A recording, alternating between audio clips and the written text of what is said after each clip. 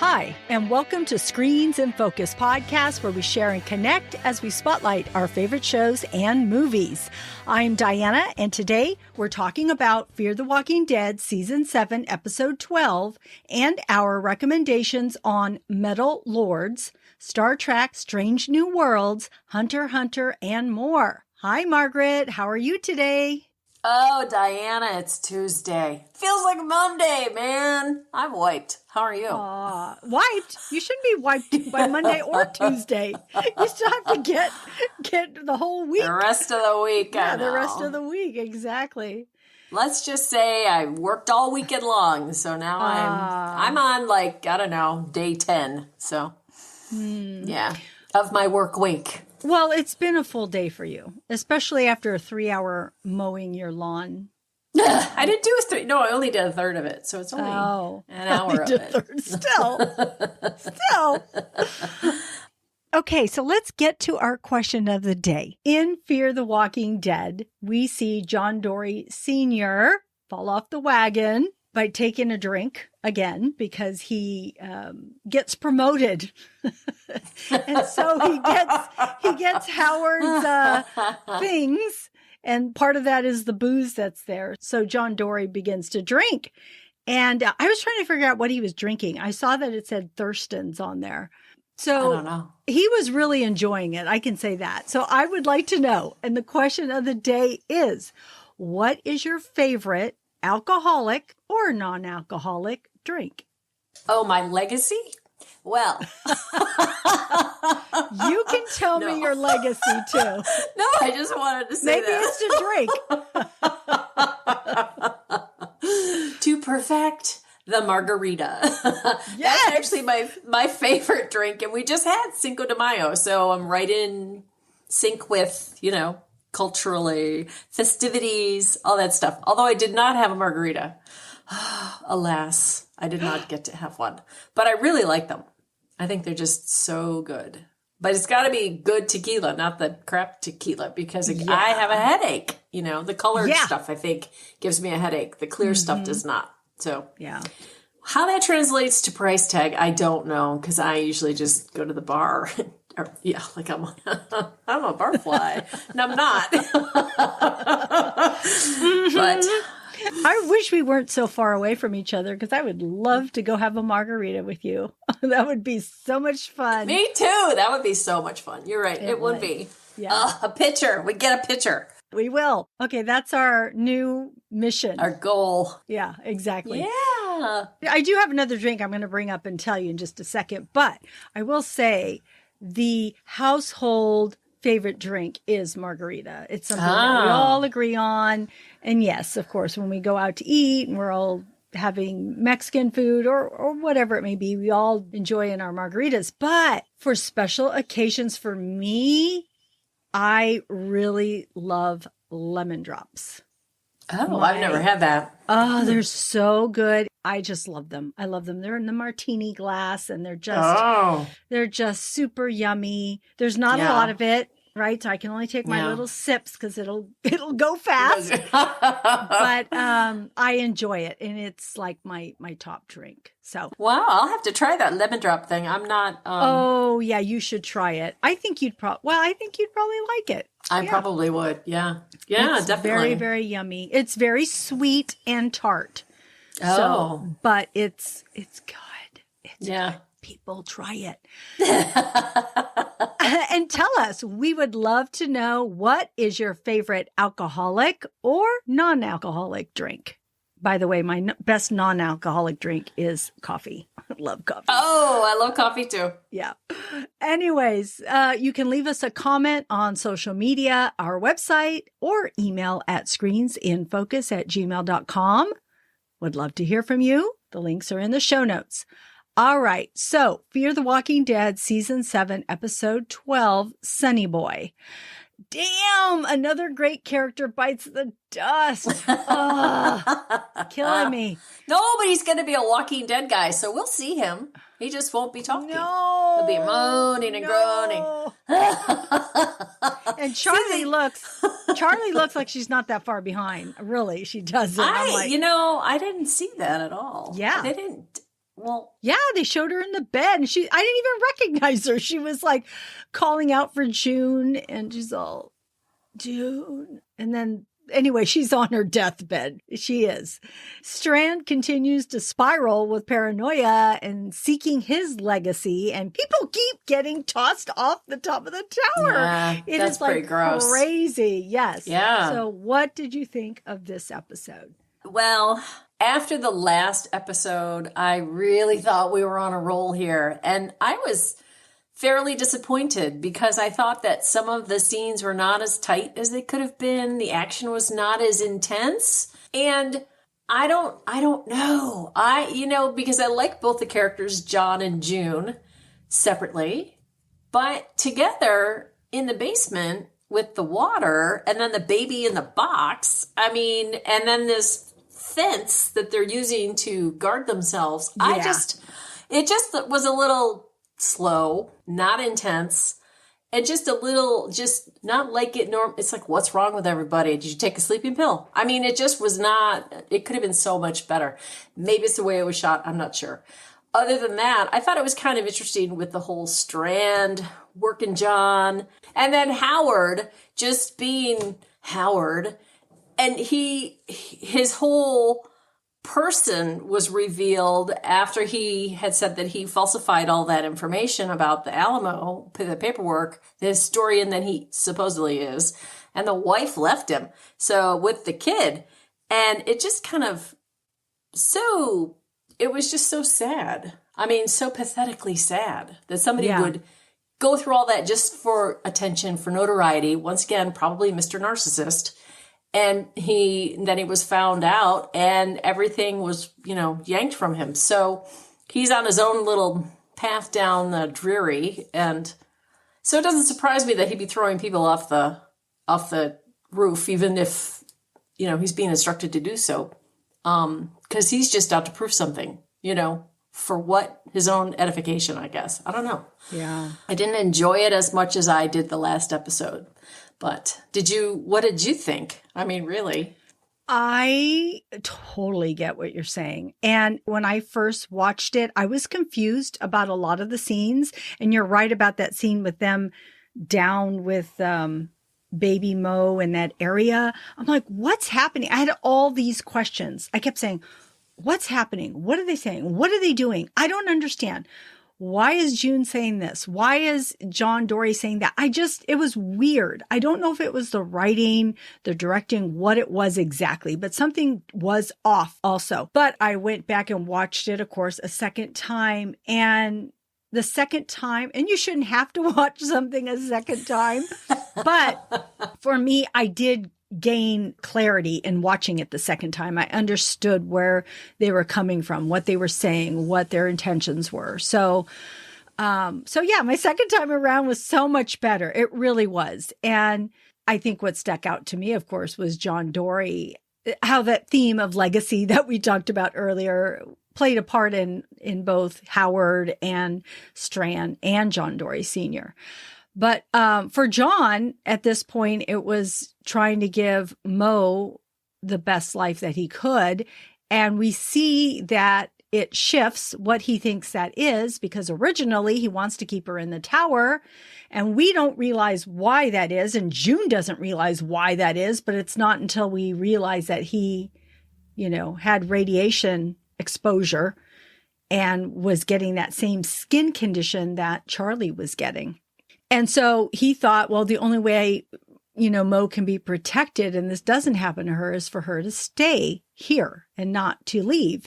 But he didn't want to tell June or anyone else what was happening to him. And so that's why it didn't make any sense to June. And she's all, no, he needs to go. He needs to go. But of course, that's when it shifts later on, because John realizes that Strand isn't going to listen to him. Strand's just out for himself and he's not trying to make the place better for everybody. And so then that's when he realizes that baby Mo does need to go with Morgan and does need to be out of that environment there with Strand. When John realized that Strand wasn't going to change his mind and he pulled that gun and he pointed it at the back of his head, I thought he was going to shoot him. I really did. And my mind started going to Strand's going to die? He's not going to exist anymore? Who's going to be the leader? What's going to happen? I mean, that's how far ahead and how quickly my mind was going.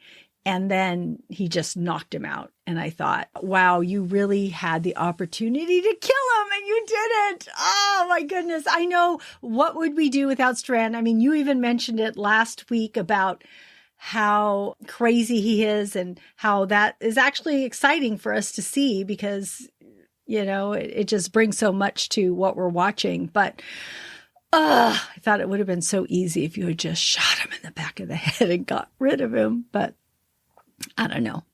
But then we wouldn't have a story, right? We'll have to wait till Alicia gets to him or Madison gets to him or somebody else. I don't know. Yeah.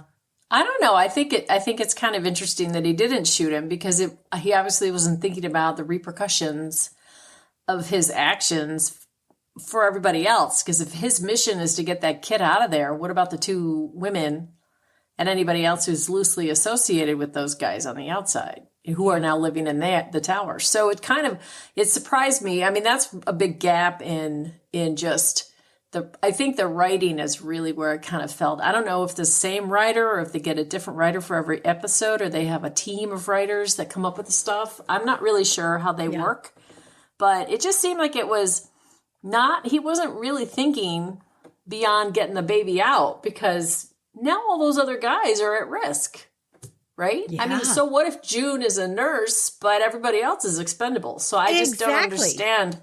Yeah, that didn't make any sense. And I didn't understand why they didn't leave with the baby. That's what I said too. Yeah. And why they didn't take a gun and why they were not out there fighting off the dead as he's making his way through. I mean, it just didn't make what a letdown. Yeah, yeah. And then to have him chewed up and spit out by all those, hungry. Yeah. And the baby didn't get injured at all. I mean, that just doesn't make any. I'm listening. Well, I think he had an armor on him. Yeah. Well, he also had 10 people on him. Usually, people go down when they have all those things on top of them. Yeah. He was fighting through them. I know. Yes, barely. You're right. But he wasn't killing them as he was going. He was just walking and shoving them. That's all he was doing. He was not engaging them to kill them. Yes. Is that because they were radiated? I don't know. I mean, he got close. Did it matter for him? It doesn't. But what about the baby? I thought the same thing. And I thought to myself, well, are they close enough? Is the baby going to get ready? Of course, I'm sure it's because he used that armor that he had. Was walking through there. You know that's where they're going with that or how that was but prevented. It's not lead. It's lead. At the dentist, it's lead. You get a vest of lead, not whatever that stuff was supposed to be. Steel or metal. I'm not sure. Iron is not lead, right? Mm-hmm. I don't know, but it did suck his death. It really did. I was like, I thought you were going to say the episode. No. His death, it sucked because, well, for a bunch of reasons. One, I liked his character. Two, because here June has lost both the son, her husband, and the father, and they had become close.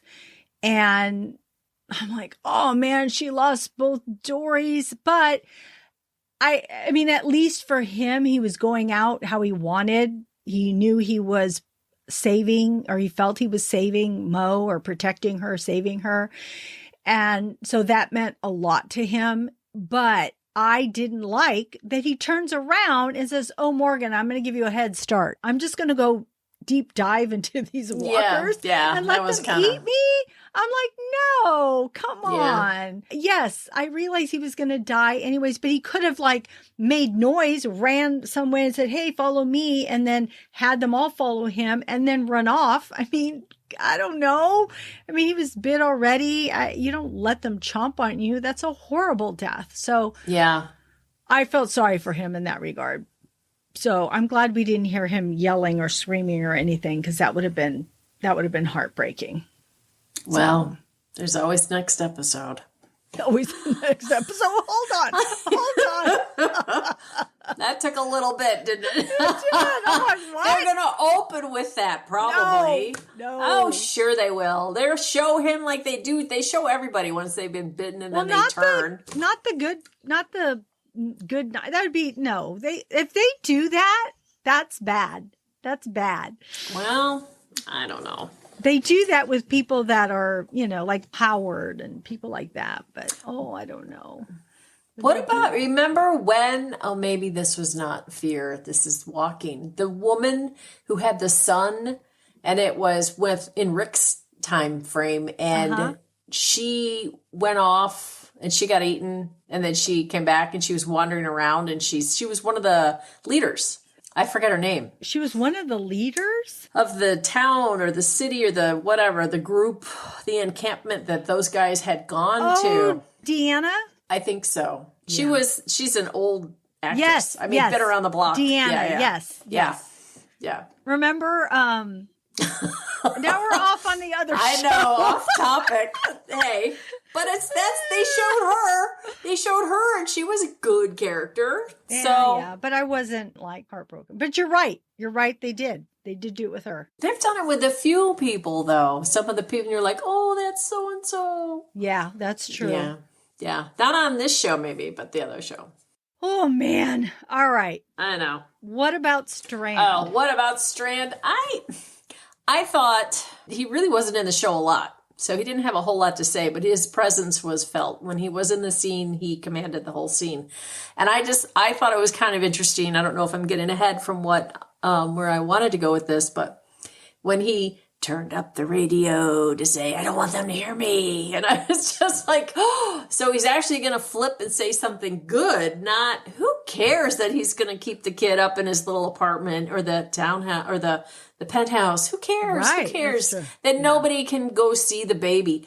Oh, it's not her mother anyway. She's just a stand-in or a fill-in or whatever he said. Yeah. And I just thought, why is this baby so important in the first place? I don't get that, because it means something to everybody and that's his power over them. It does. But it's, above all, they just want to have a decent place to live and a safe place where they can do their thing and not be bothered and not have to look over their shoulder all the time. Yeah. They've been fighting to find a place to live and be and exist and coexist. And, they keep hitting all these roadblocks and all these bad people. It's like, why? Why isn't anybody just trying to do good, Yeah. Instead of be bad all the time, be on top, be in power, be whatever. I don't know. Because people are that way. They I know, really but it's crazy. And that's the way Strand is being right now. But he was always that way, though. He was that way from day one. You knew where he was coming from. So this is not surprising that he is this self-involved, I'm better than everybody else. Yeah. And it showed his history way back when. It showed his history and why he is that way, more so than, maybe he would normally be if he hadn't gone through what he had gone through. So, not that that's an excuse, but they should Alicia knows him good. She would be able to, figure out where he's coming from, not just Daniel, Mm-hmm. Yeah. I think so too. I was thinking with the way he was acting and how power hungry he was and throwing everybody over the edge, and even Howard, throwing Howard over the edge. This is a guy you built this with. This is a guy that was next to you. It was just you two. And I don't know. I just feel like, I know he's always been selfish. I realize he's always worried about himself. I mean, he did have that partner of his at the beginning. He did care about him. Yeah. And he did care about Madison. And he does, or I don't know if he still cares about Alicia. I don't know how he feels about her. I would think he still does. But so he does care about people. But something shut off or something changed in him. And I always thought, well, he can redeem himself. And maybe with Mo, he can redeem himself. And I kept wondering and thinking that was going to happen. But now I don't know. I understand we have to see Strand this way, but the fact that they just threw those people off, they were innocent people. And then, okay, wait. So were these people a part of a resistance? Why did they have all these walkies?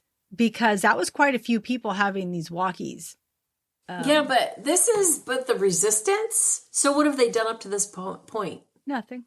Exactly. So Yeah. how are they a resistance? I don't know. Well, because Right, he's right. paranoia. Yeah. He's paranoid. Howard's an idiot. He's a Yeah. paranoid jerk off too. But still, it doesn't make sense because they don't resistance.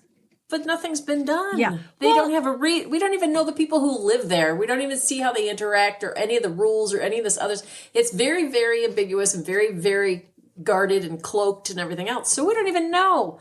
We see it over in Walking Dead. Yeah, exactly. In the We Commonwealth. see Yeah, it that's over different. there. Well, but it should, and maybe that's the problem, is that the storylines are like parallel, and yet they can't parallel them tight so that they can explain what they're talking about, resistance, Well, I don't know if there's one. I'm just curious why they so said many there was. people, why these few people have these walkies. I understand that Strand was being paranoid because he was poisoned by Morgan and now he doesn't trust people. But then what made them start checking people's items? And then why is it that all these people do have these walkies on them? Well, do they, or were they planted too? Because when they're ripping open that mattress and then they dive in and pull out this walkie, why is it buried underneath this? Why do they have to puncture the mattress in order to get the walkie out? Yeah, you're right. Obviously, they're not using it. So what the hell is going on? Because I think they've been planted, and Howard is just, I think Howard was planting stuff too. I think that'll come out because they were not easily accessible for these people at all. I know. So how are they using them? It's muddy, very muddy. It is. And I watched it twice too. So I have to say, the second time it went a little quicker, made a little bit more sense for me. But I still had the same issues with what I've been talking about. Yeah. But I noticed the walkie thing, and I was like, they've got to take a knife to that mattress, slice it open, dig a little deeper, and boop, there it is. Like, what? Why didn't you just flip it over and pull it out from the other side? Yeah, I mean, true.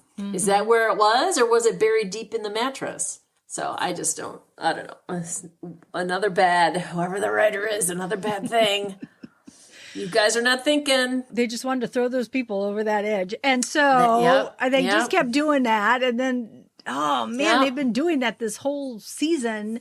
And then 3 people here, and then Strand telling John Dorie to throw Howard over.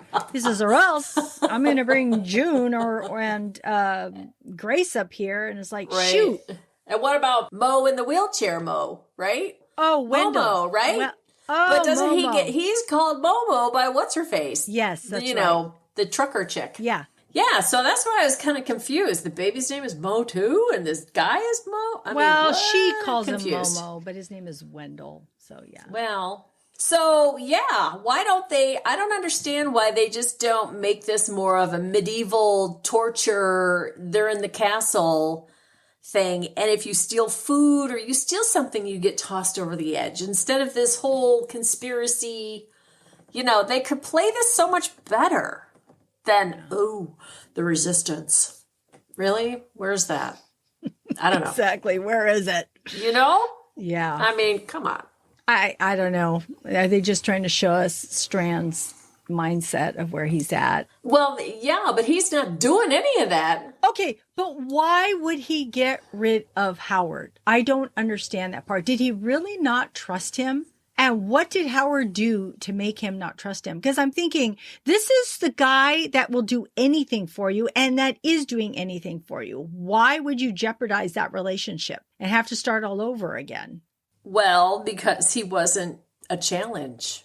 I think that he walked in there and he told John, you can get rid of all of this stuff. It's all the history. It's all the stuff.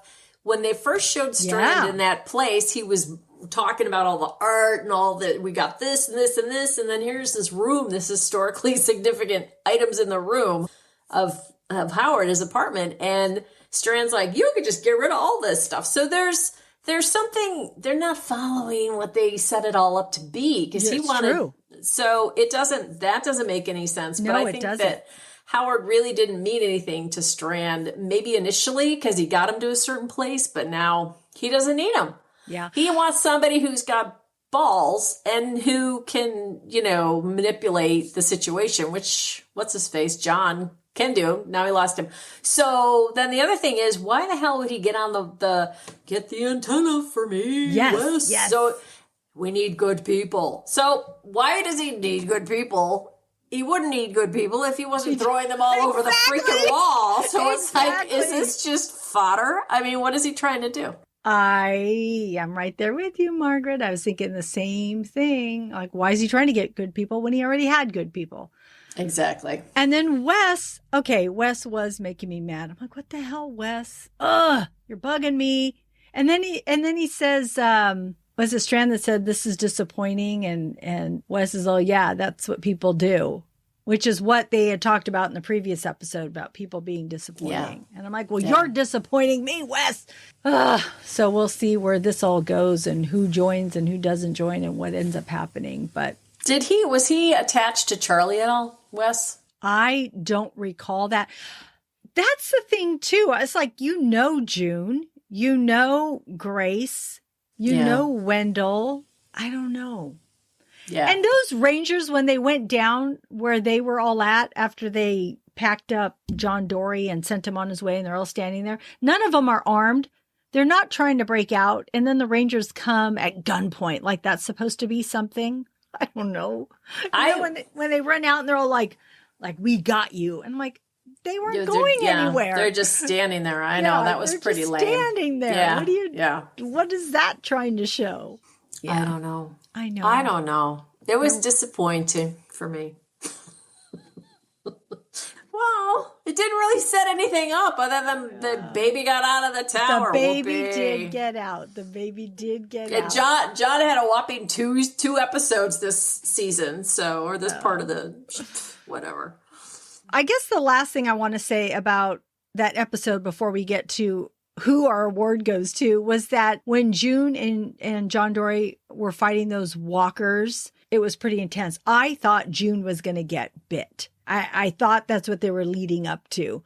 I think we need to see more walkers in Fear the Walking Dead. And like you said, be a little more speedy, a little more scary. I mean, yes, they're all bubbling and stuff, but that's not as scary as being eaten or being chased or being attacked by a walker. It really isn't. Right. The intensity is not there. It's not. But that little piece had some. I was like, oh my God, she's going to get bit. Oh, So when John whips out his gun and then somebody goes and grabs it and he one of the walkers, yeah. Well, that I thought was a real person. The way that the action was happening with the grabbing the arm or whatever, going after the gun, like he knew what he was doing, and I thought that was completely incorrect for a walker behavior. Yeah, that's all I have to say. That's your other thought and tidbit. That's my one thing. Yeah, I noticed that. So I noticed it the first time, and then I noticed it doubly sharp the second time. And I was like, well, is that actually a person? Like, is somebody dressed up and they're, infiltrating like we've seen before? Yeah, like a whisper. Because it was too deliberate. Did you notice that? I noticed it hit his arm, but I didn't notice specifically what it did. Oh. Yeah. You have to go watch it a third time. All right. Thank you. All right, Margaret. We are at our segment and the award goes to. So what was your favorite quote, character, or moment? The only thing that I really thought was kind of funny was clever funny or ironic funny was, the volume on the record player playing the tune. I don't want anybody to hear me. And then he doesn't say anything that's like earth-shattering at all. It's like, it doesn't really matter anyway. And for me, it did not have the impact that it should have had given the histrionics and the drama that had been, prior to him. Ooh, I'm going to keep the baby up there with me in the penthouse. I'm like, okay, go for it, bud. Let's see you deal with the kid when it's teething, okay? I know, yeah. With no help. Let's see what happens. Changing diapers. Let's see what happens. So that was kind of a funny thing. Other than that, I pretty much covered all the other stuff. It just was too slow for me as far as action, movement. It was just a lethargic episode, I thought. What stood out to you? What did you like the most? I liked John Dorie Sr., of course. I have to give him his moment. I liked when he tells Strand that the baby will never give you what you want. And Strand asks, what is that? And he says, to love you, to look up to you, because the more you want, the more you're going to push and fight and drive the baby away. Mm-hmm. So I just thought it was cool that he said that to him. And also when he thanks June for reminding him that it's never too late, which is what John Dorie Jr. kept saying right before he died, because he remembered his father said it. So I love that they brought that back. So I thought that was a good thing to hold on to and put in this episode. So yeah, I didn't make that connection. I mean, between, the memory. Yeah.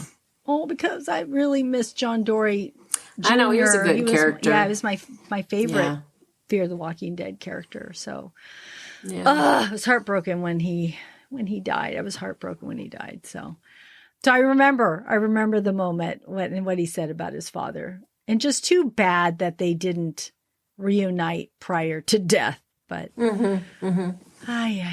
anyways, all right.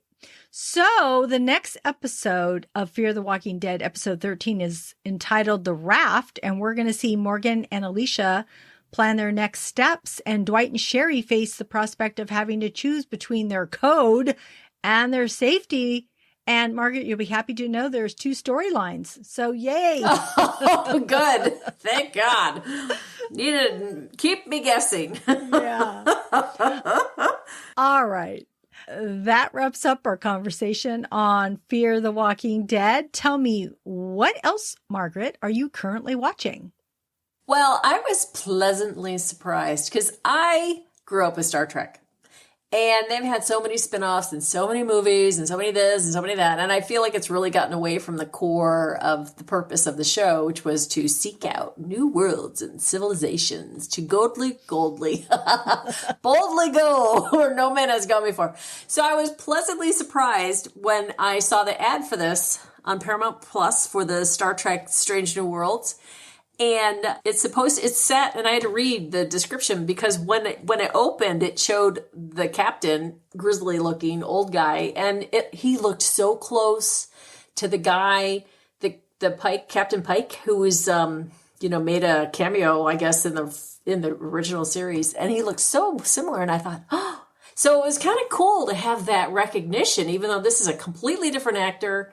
They found, and he's really a good actor, and he fit the bill. And the series pretty much takes place 10 years prior to the Star Trek from the 60s or 70s or whatever that came out. It's a little bit more in line with how they do stuff. So you don't have all these really whacked out storylines. They're just going, this initial episode is just, his number one is captured by somebody, and they go out to find her. So they collect a team together and get into the Enterprise, and out they go. So you see everybody as a baby. So you see Uhura, you see, the doctor, McCoy, but it's not McCoy, it's a woman. So it's kind of interesting to see how they've filled these roles with other people with the same names. So I thought it was pretty good. I liked it a lot. And I'll probably watch it again. Because that's not usually what I do, but, so the other thing I saw, which was really kind of strange, I saw a couple movies, but this one was really, really surprisingly good. It's called Hunter x Hunter, and it's about a family who is living off the grid, literally. It's present day. It's on, Hulu, and it's just, there's a wolf that apparently had come, because they live in one cabin in the wintertime and a different cabin like up the road 5-6 miles or something like that, deep in the heart of a national forest. And so they're switching between, and they're right before they're going to move up to their winter cabin. And this wolf apparently had been tracking them previously and had killed some things and had, was scary, can kill you, attack you, eat you, whatever. So that's the hunter. They are the hunter. So it's husband, wife, and the daughter. And the wife is more of a city chick. So she's trying to be this, whereas the daughter is more following the father, and she can shoot and she can, dress a deer and all that kind of stuff. break down a deer. So, Yeah. or any wildlife that they have, because that's what they eat. So it's kind of interesting because it's, you think it's a wolf, and then the daddy goes out to hunt down the wolf so everybody feels safe, and things happen. It's a 90-minute movie, and it's just, it'll just turn you on your side. I mean, it's gross, it's cool, it's just really, it's unique. So I'd watch it again. I have seen this movie. Oh, you have? Well, Yeah. then you know what I'm talking about. I know it's what not you're a talking new about. movie. I Yeah. know. Did that ending? Did Yes. you expect that ending? No. Right? Yeah. I remember being surprised, shocked. I was like, Yeah. what? So Yeah. that's what made me tune in, because I was reading about it and something said, ooh, shocking ending. I'm like, I'm watching. Oh, really? Wow. Wow. I just thought I'm it tuning in. it sounded interesting, and it fit my time frame that I had to dedicate to a movie. Yeah. But so what is this outer range thing? Well, I had spoke about this before, but I wanted to give an update on it because the first season just, we watched all of it. This is the one with, Josh Brolin, and it left with me on a cliffhanger, and I'm like, okay, what's going to happen now? So it better have a second season, or I'm going to be upset. So it's a Western sci-fi, and Royal Abbott is trying to keep his family together, but there's all these secrets and repressions, and his family foundation is pretty fragile. And then he's confronted with this is the one with the black hole on his land, with different dimensions. Oh, yeah. Well, you just talked about that. Yeah. Okay. And so it's just gets wilder. That's all I gotta say. It's so funny because you're so there's so much of the Western part of it. Like one of the sons is a rodeo clown. No, not a clown. Rodeo star. Rodeo clown. Rodeo. He's really good, riding a bull. And so they show that. He's a cowboy. Yeah, he's a cowboy. So that's part of it, right? But then you have all this weird stuff happening over here. Oh. So it's quite intriguing. It's half Western, half sci-fi. But it's on Prime. It's on Prime, but I was bringing it up because I just finished it, because we were watching 2 episodes every, I believe they release 2 episodes every week. So oh, wow. We finished it. So it was good. And then I had talked last week about Shining Girls on Apple TV. Yeah, I saw that. I saw it. I'm up to date. You are? Well, are you further ahead than me? Because I think I'm only on 3 or 4. I'm not really sure. But I am further ahead than you. You might I'm on be. 5. There's only 6, I think. Oh, right? you're There's that only far 6. ahead?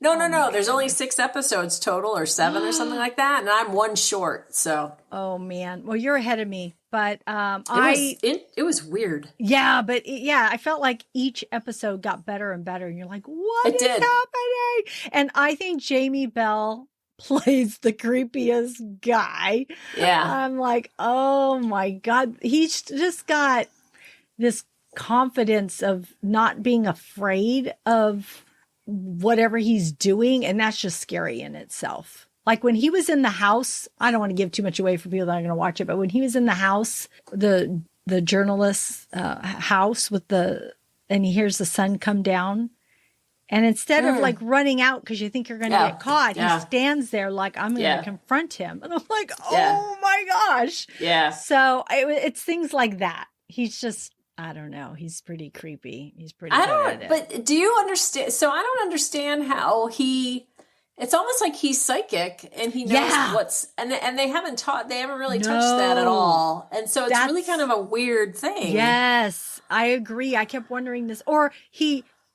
I think I read something like, okay, does not appear to be a sci-fi as far as we know, but I'm thinking, is he time traveling? Because how did he get pictures of that girl in current time? And she kept freaking out. This girl, just so people out there can understand, this girl finds pictures of her, Polaroids of her, but it almost looks like it's just been taken. Yet how are they put throughout her house as she's walking through her house, and she's freaking out because she's looking around like, how is this happening? And I Yeah. kept thinking the same. How is that happening? So something freaky's going on, but like watching it so far, it doesn't appear that there's any time travel or weirdness about it, but there has to be. I don't have another solution as to why this creepy character Yeah. has this information or has this knowledge, or why he doesn't seem to age because time has passed. Or it's somebody else, his father or brother or somebody who's doing it. He's just continuing the legacy. Yeah. I mean, because I just thought of that. It's interesting because you're not as far as I am, and it doesn't get any clearer. And the other thing with her doesn't get any clearer either. So she's bouncing around too. Yeah. Between different, you had said this, Yes. but it wasn't obvious. That, she'd have different hair color, and so you kind of knew she was going back in time or going forward in time or whatever. And it opens with her as a little girl talking to this guy. Mm-hmm. And the only thing, she's an auditory person, so she recognizes his voice. She doesn't remember who he looks or what he looks like. She just, as a little girl, she just remembers the voice. So I thought it was kind of interesting how they linked it together. It is based on a book. I might read the book just to fill in some of these gaps, just to kind of get some resolution, because there just isn't any. Yeah. The other thing I thought about too was, how did he not know there was a survivor? Because you think he'd be reading about his... Yep. Because that's what they do, right? They go read about themselves because they want to, know how great they are and what they accomplish. So that's I don't know. their whole thing. Yeah. But as you can see, we are both liking Shining Girls on Apple TV. So give it a shot. It's just, it's very, very intriguing. I really liked it. Okay. But I have to share with you, I saw Metal Lords on Netflix. It was on Mother's Day. I normally don't watch movies on Mother's Day or in the morning, but I was sitting there and I thought, I really want to watch something. I really want to watch a movie. And I had read this the night before and I thought, oh, it has to do with metal music, like kids, young teens wanting to be in a band. I'm like, I've got to watch it. I've got to. So the next morning I was going through Netflix and I saw it. I'm like, I'm watching it. So it's written by D.B. Weiss, who does Game of Thrones or did Game of Thrones, same showrunners. So I thought that was interesting. And so it's a teen comedy drama about two teens, Kevin, played by Jaden Martell, and Hunter, played by Adrian Greensmith, who don't fit in and form a metal band and need to find a bass player and enter Battle of the Bands. Okay, this is just so me, you guys. So me. I love this stuff. And I thought it was perfect casting for these two leads. I love the movie. I was in a short-lived band when I was a young teen, and then my sons played, so I gravitate to anything that has to do with a band or music. It's really fun. I enjoy the actors and their portrayals. And the kid that played Hunter is brand new to acting. I'm shocked because he's really, really good at it. So they just found him somewhere and he's just he's a really good actor and he plays the guitar really good. And it's just a fun movie. And I can't recommend it enough. It just really hit me in the right way. So I recommend Metal Lords on Netflix. All right, Margaret.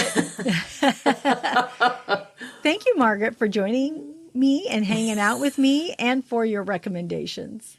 You're welcome. It's my pleasure. All right. That's our show. Thanks for tuning in. We are grateful you tuned in, and we hope something we said today resonated with you, gave you a chuckle, some happiness, some positivity, or inspiration. Please go to screensinfocus.com. You can connect with me there and tell a friend. We would love more members of our TV club. Next show will be on Fear the Walking Dead, Season 7, Episode 13. See you next time. Bye. Bye.